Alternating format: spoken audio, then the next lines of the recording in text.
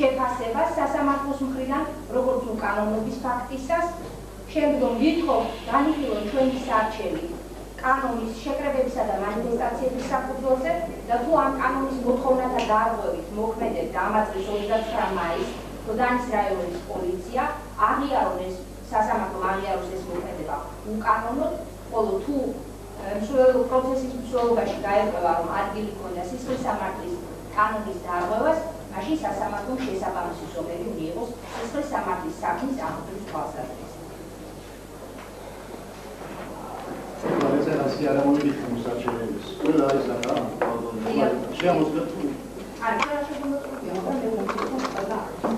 მაშინ მოვიდეთ ხოლმე, იმიტომ რომ ყველა რიცხვს აწევს ამ